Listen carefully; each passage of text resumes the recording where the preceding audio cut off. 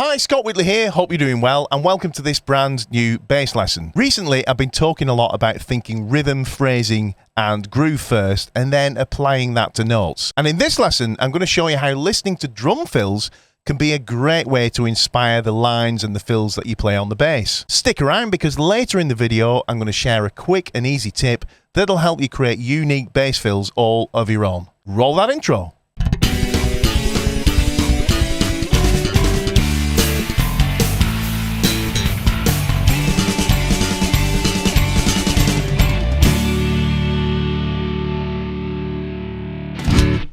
This idea of thinking rhythm first and then notes second is not anything new, and it's something I've been preaching for a long number of years. In fact, I'm going to put a link up on the screen now, should appear there. If not, it's going to be in the description below. And the video is actually entitled Think Rhythm First, Notes Second, I think. Just before we get into the lesson, if we haven't met before, my name's Scott Whitley and I regularly produce content like this to help you become a better bass player. So please hit subscribe and don't forget to click the bell icon so you get notified whenever I make a new video. Let me just quickly recap what I mean about thinking rhythm first and then notes second. Quite often if you're playing in a 4/4 feel, every fourth bar, for example, might be a good place to play a fill or something different, kind of decorate what you're doing. So let me give you an example. 2, 3, 4. 2, 3, and here, down, down, down, down, down. Again, 2, 3,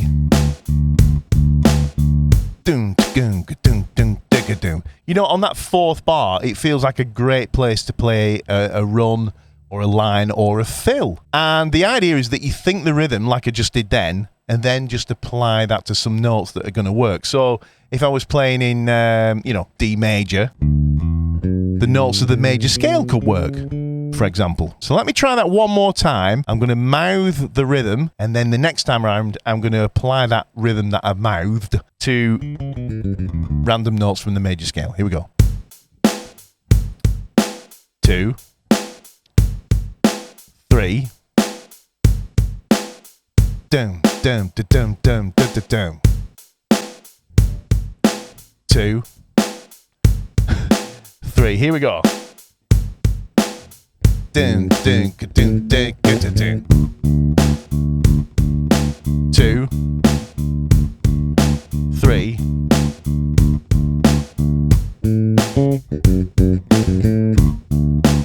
One more time.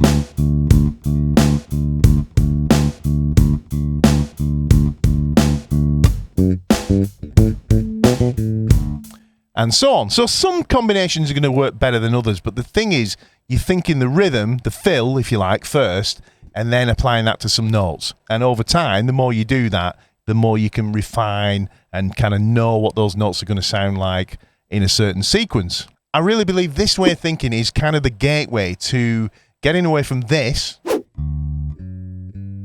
just kind of looking at the board, trying to find something there, and just enjoying yourself and playing music and being creative. Now, while this is a really liberating and fun way to approach music, if you've never kind of thought like a drummer or a percussionist before, you might feel a little bit kind of maybe inhibited or even kind of limited in your own rhythmic ideas, and you need to kind of grow confidence in that area. So what I'm going to do now is show you how you can listen to other people's rhythmic ideas and then kind of convert those into your own bass fills. So to help you with this, I've put together a library of 20 different drum fills that you can download for free over on my website. The link is in the description below. I've also taken the drum fills and added them to a groove. So you've got 3 bars of a groove and then the drum fill, and that kind of repeats for several minutes.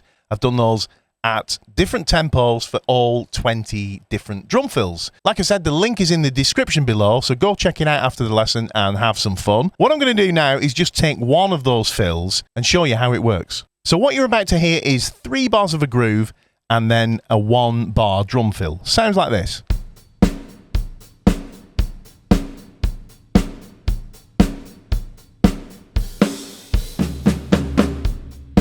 One more time.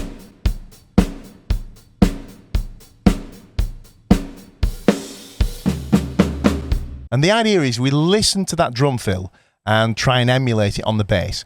So what we're going to do now is just completely focus on just the drum fill in a loop and try and really get into the rhythm that's being played or the phrasing that's being played. Here we go.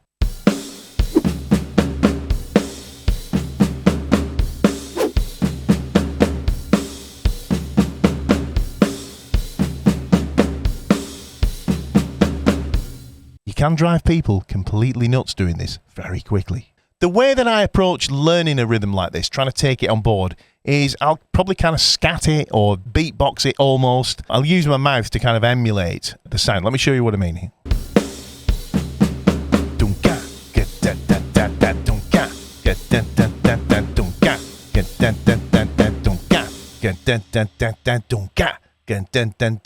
That's just my way of doing it. Now you might want to kind of clap it. You could do that. Check it out. Let's play that again.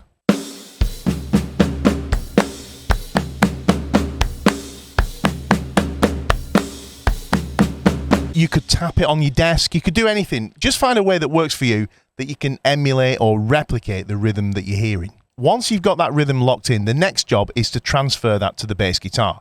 So I'm going to just use a C, one note, and I'm going to play that rhythm on that one note. I'm just going to check the rhythm one more time. Do-da, da-da-da-da-da, do-ga, da-da-da-da-da, do-ga. And now I'm going to play it on a C. Do-ga.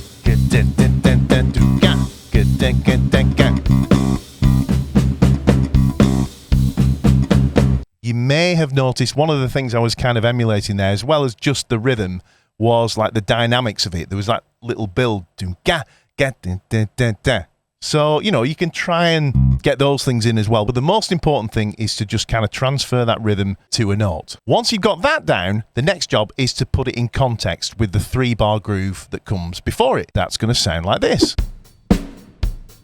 2, 3, and here we go. And that just kind of loops round and round. 3 every 4th bar. Here we go. And the next job is to play a bass part along with those 3 bars of groove and then play the drum fill. It doesn't have to be a complicated part. Just playing on the roots is great. I'm going to play 8th notes for the 3-bar groove that sounds like this. And on that 4th bar, I'm going to play our drum fill, which is sounds like this.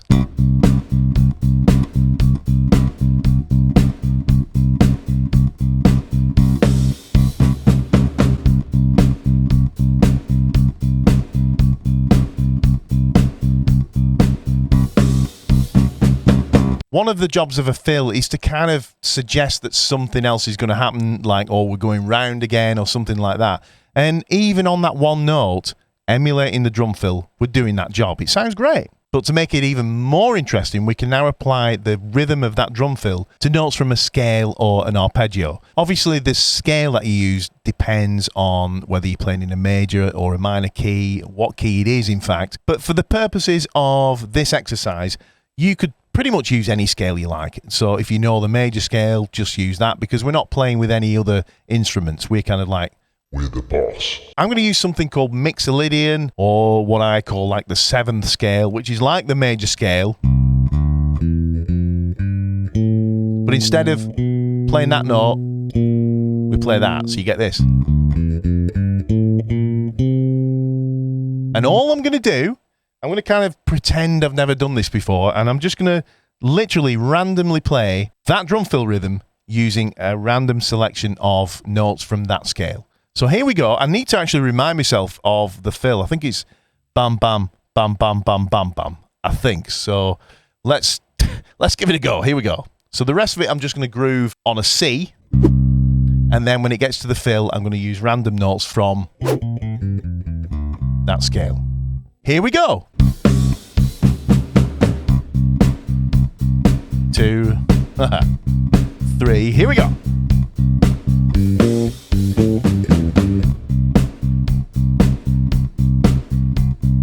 Another.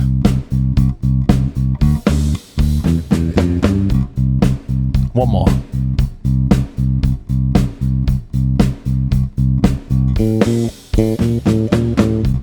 I want to do one more.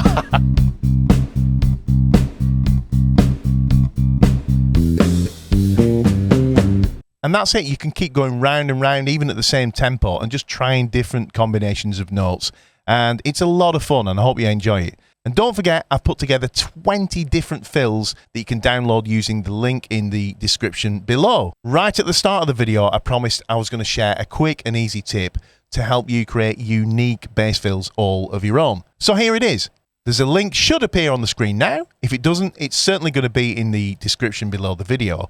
And it's to a rhythm grid. This is something I created for a previous video lesson, but it really comes into its own here. There are 2 pages to the download. The first says 8th note rhythm grid, and you'll see the numbers 1 through 8 across the top. And the second page says 16th note rhythm grid, and you'll see the numbers 1 through 16 across the top. Very quickly, 8th notes are where you take a bar of 4, so you'd normally count it like this: 1, 2, 3, 4, 1, 2, 3, 4. So you've got that. And across that, we kind of subdivide the bar and we count twice as fast for 8th notes. Here we go.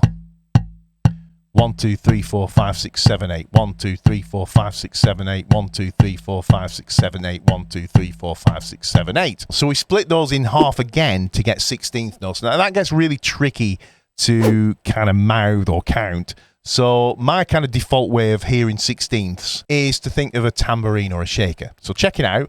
1, 2, 3, 4. 1, 2, 3, 4. So 16ths sound like this.